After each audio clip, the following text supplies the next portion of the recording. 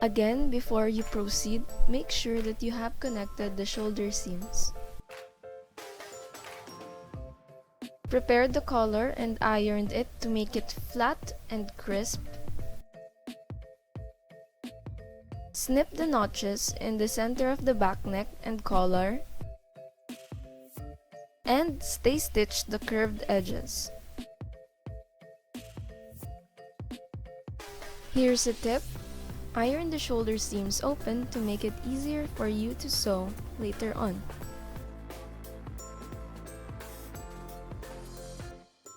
As you layer pieces like this, the next step is to finally attach one side of the collar to the neckline.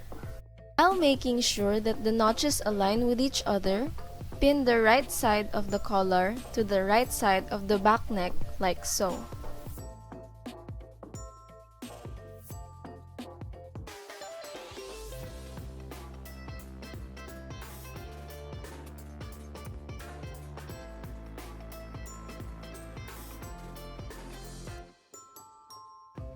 From there, continue pinning the rest of the neckline while making sure that the shoulder seams are open as well.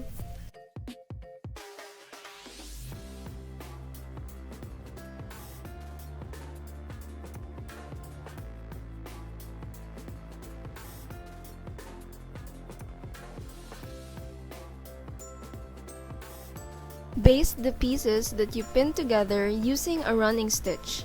Start from the center outwards. I repeat, start basting from the center and do one side first before going back and basting the other side. This is very important and you will understand why later on. As you can see here, I've finished basting this side. I will then start on the center first and then proceed on basting the other side.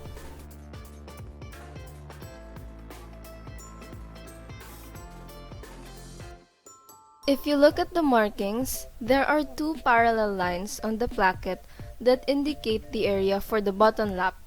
Now, make sure that the collar does not exceed the first line. This applies on both ends of the collar. This is really important and hindi dapat siya sasagad or aabot sa second line. Pwede mo bawasan yung collar mo if nangyari yun. When you sew, follow the same tip applied earlier. Start from the center outwards.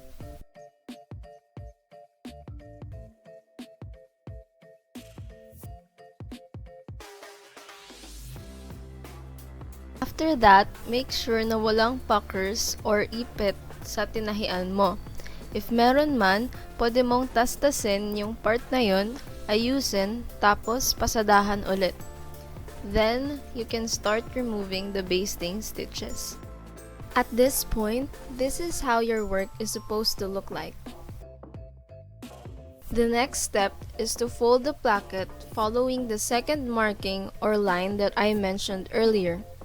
Fold it wrong side facing out and then pin it in place. Apply this on both plackets.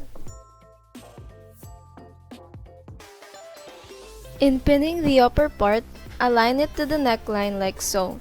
Do this on both plackets and then sew while following the markings. So, ito na siya, 'di ba? Pag binaligtad mo yung placket, dapat ganito yung magiging itsura niya. Then, dapat pantay din yung parehong side. Ito yung reason bakit paulit-ulit kong sinasabi na start from the center outwards kapag tinatahi na siya. Okay, may mali pala ako guys. Hindi pala dapat isasagad yung tahi dyan. Nakikita nyo yung weird na naka-expose na part? Tatastasin siya hanggang sa edge na to. So, this is how it's really supposed to look like. In this part, you can snip or make small cuts on the curved edges of the front neckline. Be very careful in doing so.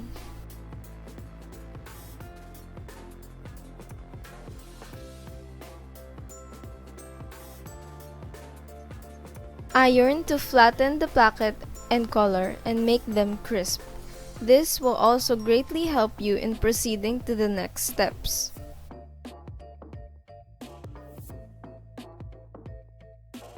In the following steps, there will be a lot of snipping involved, so make sure that you are very confident on how your work looks like at this point. In this step, the goal is to hide the exposed seams by folding the collar over them.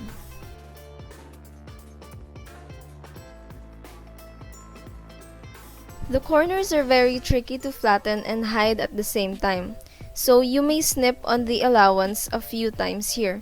But make sure that you are not snipping the seam lines. Like I said, be very careful on this part. It's tricky to keep it flat while hiding the ugly edges. Another tip is to do this on a flat surface like a table or the floor. Do not lift the fabric too much kasi di siya lalapat ng maayos.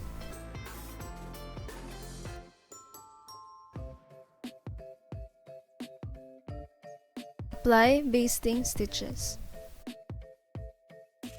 The advantage of applying basting stitches is that you can check if magpapantay ba yung harap at likod na parang ganito.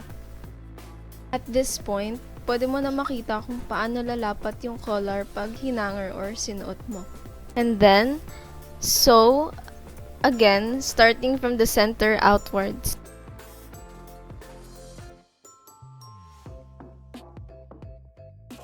Iron again and you're finished. Congrats if you made it to this point.